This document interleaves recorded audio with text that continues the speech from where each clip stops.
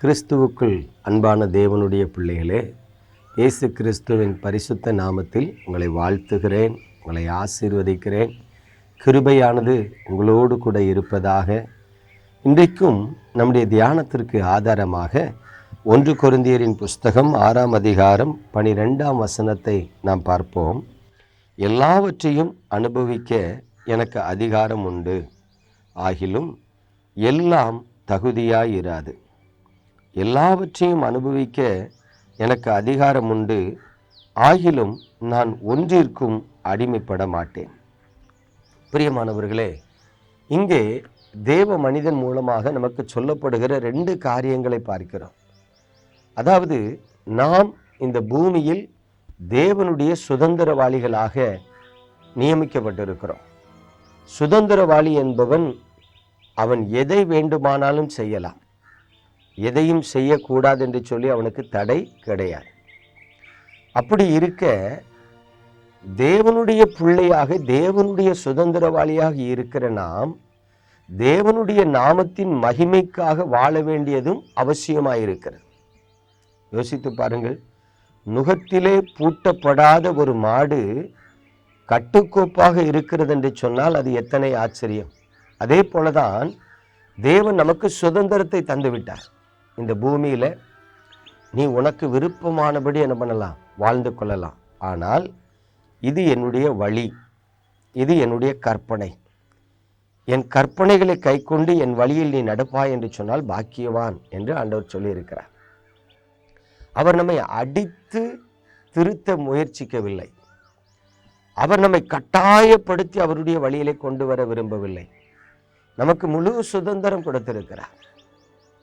ஆனால் இந்த முழு சுதந்திரத்துக்கு மத்தியில தேவன் தமது வழியை நமக்கு காண்பிக்கிறார்.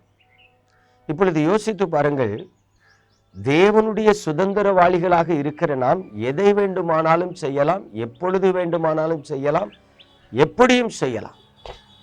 ஆனால் நமக்கு நாமே ஒரு சுய கட்டுப்பாடு உள்ளவர்களாய் வாழுகிறோமே, அதுதான் சாட்சியான வாழ்க்கை. அதை குறித்து தான் இங்கே பரிசுத்த பவுல் அப்போஸ்தலன் சொல்லுகிறார், எல்லாவற்றையும் அனுபவிக்க எனக்கு அதிகாரம் உண்டு, ஆனால் எல்லாம் எனக்கு தகுதியாயிரார். இப்போ கவனிங்க, ரட்சிக்கப்பட்ட காலங்களில் கிட்டத்தட்ட 36 வருடங்களுக்கு முன்பு நான் ரட்சிக்கப்பட்ட பொழுது நடந்ததை சொல்லுகிறேன். ரட்சிக்கப்பட்ட காலங்களில் எனக்கு ஜீன்ஸ் பேண்ட் கிடையாது. ஒருவேளை நெக்கு அந்த டிஷர்ட் கிடையாது. ஆனால் அதற்கு பிறகு என்னை நேசித்து ஒருவர் எனக்கு ஜீன்ஸ் பேண்ட் டிஷர்ட் எடுத்து தருகிறார். அந்த நாட்களில் நான் அவரிடத்தில் சொன்னேன், இந்த ட்ரெஸ் எனக்கு வேண்டாம். ஏன்? இல்லை, நான் இப்போ ரட்சிக்கப்பட்ட தேவனுடைய பிள்ளையாக இருக்கிறேன், எனக்கு இந்த ட்ரெஸ்ஸு வேண்டாம். இது போட்ட பாவமா, இதை போடக்கூடாதா? இல்லை, அந்த ட்ரெஸ்ஸை போட்ட பாவம் இல்லை, அதை போடக்கூடாதுங்கிற கட்டாயமும் இல்லை. ஆனால் ரட்சிக்கப்பட்ட ஒரு தேவனுடைய பிள்ளையாகிய நான் இந்த உலகத்துக்கு ஒரு மாதிரியாக வாழ விரும்புகிறேன். என்னை பார்க்கும் பொழுது தேவனுடைய பிள்ளை, அப்போ ஒரு கனத்துக்குரிய கண்ணியத்துக்குரிய பாத்திரமாக நான் வாழ விரும்புகிறேன். ஆகவே அந்த ட்ரெஸ்ஸை நான் அவாய்ட் பண்ணுறேன். இந்த உலகத்தில் பாருங்கள், தேவனற்ற மனிதர்களும் உலகத்தில் இஷ்டம் போல வாழ விரும்புகிற எல்லாரும் ஜீன்ஸ் பேண்ட்டு டிஷர்ட்டு போடுவாங்க. ஸ்டைலாக இருக்கும், அழகாக இருக்கும், நான் இல்லைன்னு சொல்லலை. பட் அந்த ட்ரெஸ் அவர்களை ஒரு ஒழுக்கத்திற்கு மாதிரியாக காண்பிக்குமா என்று சொன்னால் காண்பிக்காது. அப்போ கவனித்து பாருங்க, அந்த ட்ரெஸ்ஸை போடுறதுக்கு எனக்கு தடை இல்லை, ஆனால் அது எனக்கு தகுதியாக இருக்காது. ஒரு தேவனுடைய பிள்ளை என்பதற்கு அடையாளமாக அது தகுதியாக இருக்காது. அல்லேலூயா. 2வது பாருங்க, அவர் சொல்றார், எல்லாவற்றையும் அனுபவிக்க எனக்கு அதிகாரம் உண்டு, ஆகிலும் நான் ஒன்றிற்கும் அடிமைப்பட மாட்டேன் அப்படிங்கிற. அப்படின்னா என்ன அர்த்தம்? நான் தேவனுடைய பிள்ளை, நான் கர்த்தருக்குள்ள இப்படித்தான் வாழணும்னு எனக்கு ஒரு வரைமுறை வைத்திருக்கிறேன், அதை விட்டு விட்டு நான் யாருக்கும் அடிமைப்பட மாட்டேன் என்று சொல்லுகிறார். பிரியமானவர்களே, ரட்சிக்கப்பட்ட புதிதிலே எனக்கு 19 வயது. அது நாள் வரைக்கும் கிரிக்கெட் விளையாடுகிறது, ஃபுட்பால் விளையாடுகிறது எனக்கு பிடித்தமான ஒரு காரியம். இப்போ ரட்சிக்கப்பட்ட பிறகும் நான் ஃபுட்பால் விளையாட போகிறேன். என் நண்பர்களோடு சேர்ந்து நேசரத் மர்காசிஸ் காலேஜ் பிள்ளையன்மனையில் இருக்குது. அந்த காலேஜ் கிரவுண்டில் போய் விடுமுறை நாட்களில் காலைதோறும் ஃபுட்பால் விளையாடுறதுக்கு போகிறேன்.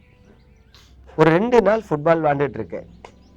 3ஆவது நாள் ஃபுட்பால் விளையாடும்போது பாருங்கள், உள்ள விளையாடி கொண்டிருந்தவர்களுக்குள்ள ஒரு சின்ன ஆதங்கம் வருகிறது. தூஷண வார்த்தைகளை போட்டு ஒருத்தன் மற்றவனை பேசுகிறான். அந்த வார்த்தைகளை கேட்கறதுக்கு அருவருப்பாக இருக்கு. நண்பர்கள் தான், சிறு வயதிலிருந்து பழகினவர்கள் தான். சரி, ஒரு டைம் ஏதோ கோவத்தில் பேசிட்டான்னு பார்த்தா அதுக்கு பிறகு அவங்க விளையாட்டுக்காகவும் தூஷண வார்த்தை தான் பேசுகிறாங்க. அந்த வார்த்தைகளை கேட்க முடியாததுனால 4ஆவது நாள் விளையாட போகணுமான்னு யோசித்தேன். என் நண்பர் ஒருவர் என்னை கட்டாயப்படுத்தி கூப்பிட்டார். விளையாடுறது தப்பு இல்லைப்பா, வாப்பா, நீ ரட்சிக்கப்பட்ட விளையாடக்கூடாதுன்னு சொல்லியிருக்கா, விளையாட வா என்று சொல்லி அழைத்தார். சரி, நண்பர் அழைக்கிறார் என்று சொல்லி விளையாட சென்றேன். கரெக்டு, ரட்சிக்கப்பட்ட தேவ பிள்ளைகள் விளையாடக்கூடாதுன்னு எங்கே சொல்லலை, விளையாடலாம். விளையாடுவதற்காக சென்றேன்.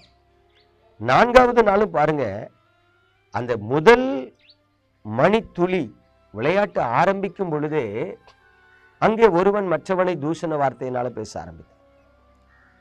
உடனே அடுத்தவனும் அவனை தூஷண வார்த்தையால பேச ஆரம்பித்தான். இப்ப கவனிச்சு பார்த்தேன், ஐ எம் சேவ்டு, நான் ரட்சிக்கப்பட்டவன், பிரித்தெடுக்கப்பட்டவன்.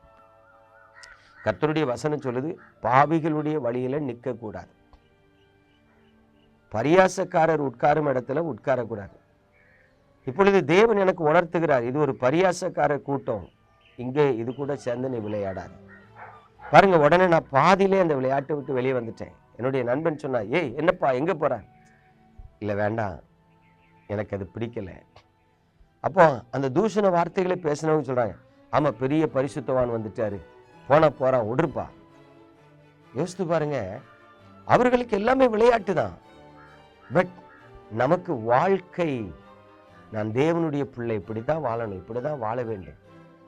எனக்கு நானே ஒரு வரைமுறை போட்டுக்கொண்டேன்.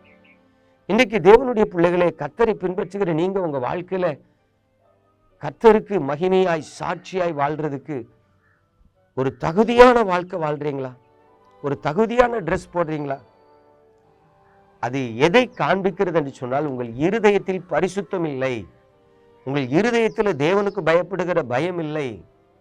உங்கள் இருதயமானது எது தகுதியான வஸ்திரம், எது தகுதியில்லாத வஸ்திரம் என்று சொல்லி வேறுபரித்து காட்டவில்லை. அந்த இருதயம் உணர்வற்றதாக செத்ததாய் காணப்படுகிறது.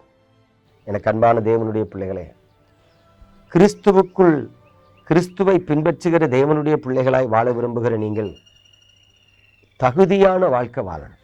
அப்பொழுது கர்த்தர் உங்கள் மூலமாய் மகிமைப்படுவார். நாம் ஜெபிப்போமா? எங்கள் அன்பின் பரலோக தகப்பனே, பரிசுத்தமான இந்த காலை வேளையில நீங்க சொன்ன வார்த்தைக்காக ஸ்தோத்திரம். இந்த வார்த்தைகளை கொண்டு உமது பிள்ளைகளோடு பேசுகிறேன். இந்த பிள்ளைகளை ஆசீர்வதிங்கப்பா. அகஸ்டின், கர்த்தர் உன் கண்ணீரை பார்க்கிறார். அவர் உன் ஜெபங்களுக்கு நிச்சயமாய் பதில் தருவார். சீக்கிரத்தில் உனக்கு நன்மை உண்டு. ஆண்டவரே, இந்த செய்தியை கேட்ட ஒவ்வொரு பிள்ளைகளையும் நீர் ஆசீர்வதித்து உங்கள் நாமத்தை மகிமைப்படுத்தும். இயேசு கிறிஸ்துவின் பரிசுத்த நாமத்தில் பிதாவே, ஆமென்.